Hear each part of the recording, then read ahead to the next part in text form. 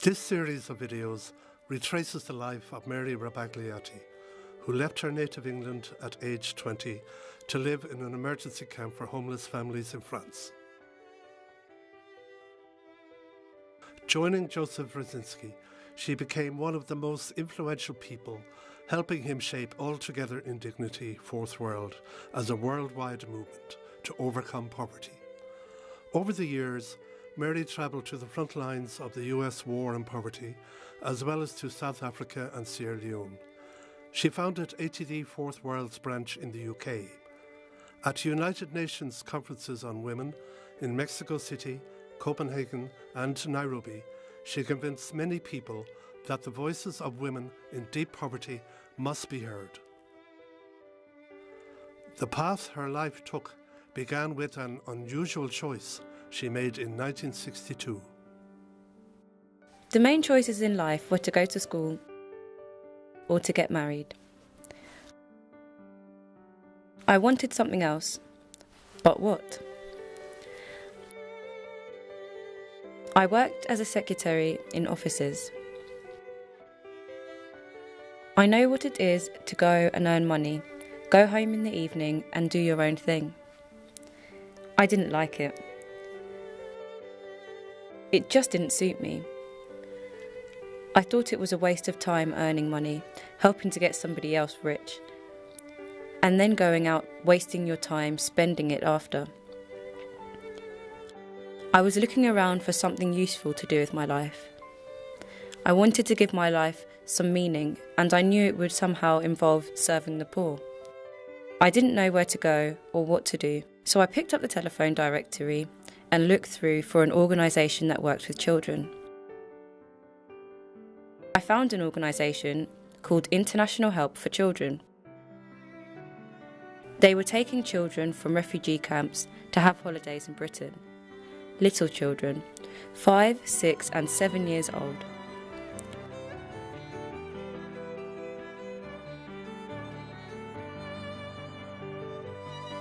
They asked if I had any relevant experience or qualifications, and I said no. They were nice and didn't laugh at me, as they could have done. And they said, well, you can't help us here, but some of the children we've hosted come from a shantytown in France. We know the priest there needs volunteers to help him in the shantytown, so why don't you write to him?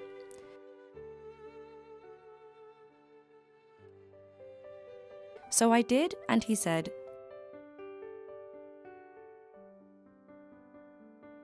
come along. So I went.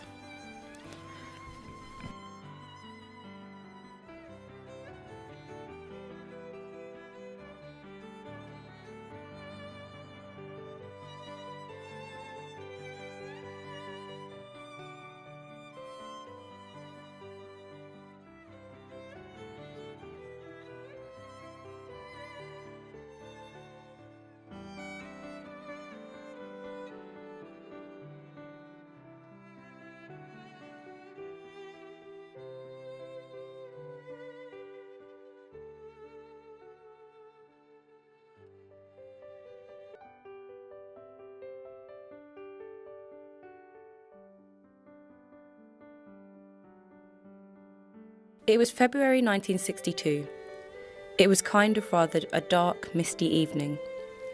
The thing that really struck me was when I got off the bus and walked down the road suddenly stopped. There was a tarmac road, and then suddenly it stopped and there was a dust road full of potholes.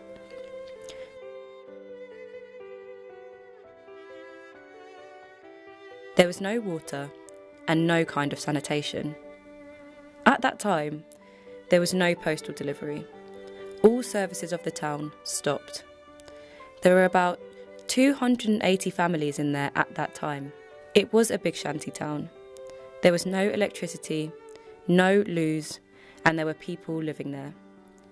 I was really shocked by the poverty around me. The conditions the families were living in were terrible, really indescribable.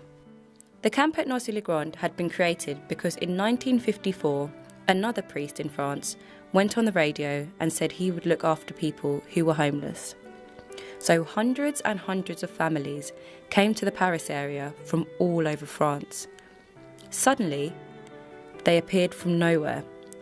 They had slept under bridges, mothers, fathers, and children, desperately poor. People at that time said that there wasn't any homelessness in France. All the people in France were absolutely scandalised to see all these people together. The families were supposed to stay only temporarily, but they lived in Nissan huts for 20 years. The huts were about 8 by 24 feet. They were very small, and there were families living in there with 7, 8, 9, 10 children. And sometimes they were divided in half, and you had a family on either side. There was no drainage, no toilets, or anything like that. So people had to go and empty their slops. That was one of the things that was really the worst for some of the families. Having to live like that, with a communal slopping out place. It was always disgusting. Some of the families there got housing elsewhere, very, very slowly. But most of them grew up in that place, had their whole childhood and adolescence there. They lived and died there. Many people died there. It was very poor, but what is more important to understand was that the families there were sort of dumped at the edge of the society of France. Exclusion as much as poverty. The road ends and there was no refuse collector. Exclusion is when everything just stops and people are left on the other side. The families were there and they were abandoned and nobody wanted anything to do with them. No one gave a damn what happened to them. I was 20 years old, just starting out in life and completely unprepared. I came from such a completely different world.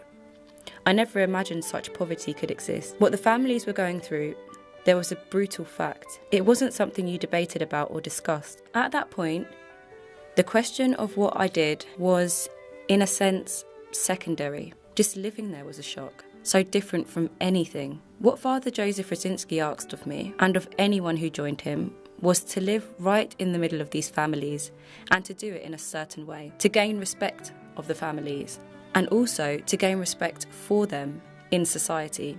I argued with everything he said, but no one living there had invited me to come.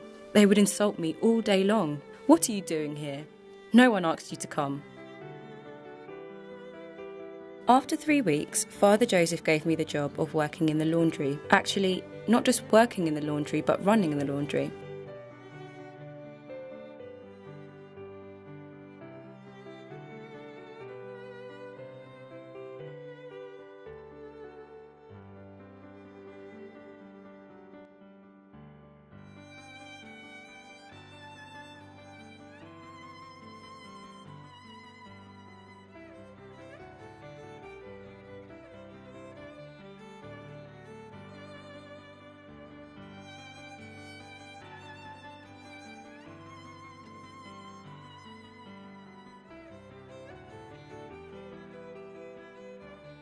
Nobody had water or anything at home, and of course, they didn't have any washing machines. They all had to go to an outside pump and draw up the water. They had to do all their washing by hand. There weren't any laundrettes or anything like that. So Father Joseph had set up this laundry with 3 washing machines, and the women used to come in there. There I was, hardly speaking any French, and he said, "You, go and look after the laundry."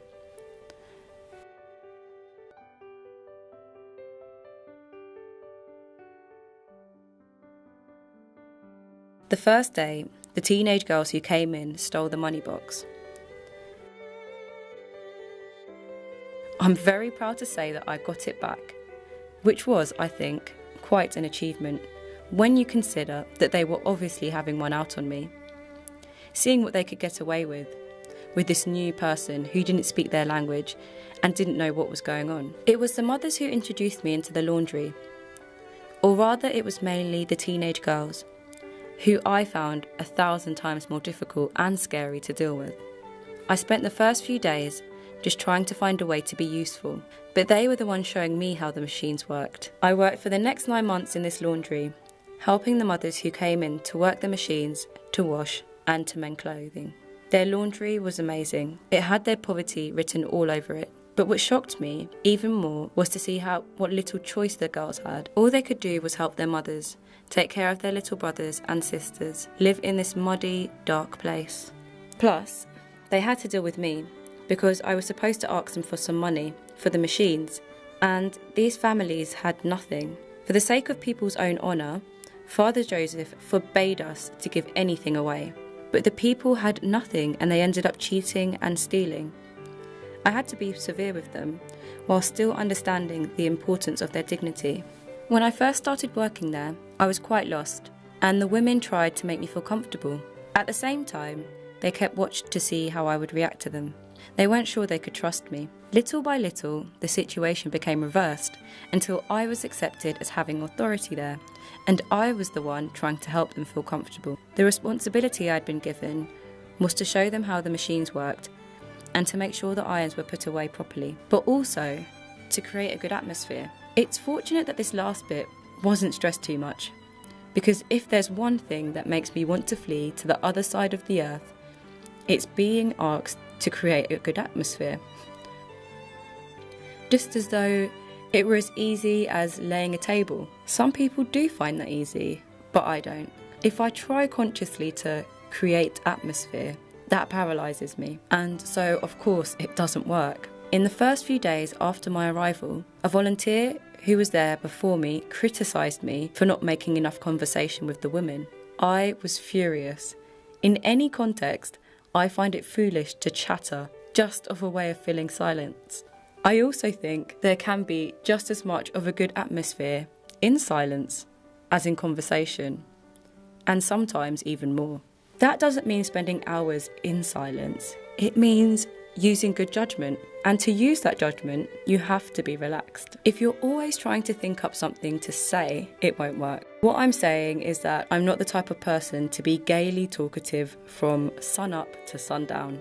What I did try to create there was a place where each woman could express her own personality and develop. For those 10 minutes or 2 hours in the laundry, it could be a place to get away from the Nissan huts, which were so very unpleasant to live in. The atmosphere came from the women who showed up and the moods they happened to be in. Of course, they often needed help, but for me, the adventure of each day was to discover what might be behind the moods of one or the other of them, and sometimes of the whole group. I found that much more interesting than the idea of creating atmosphere.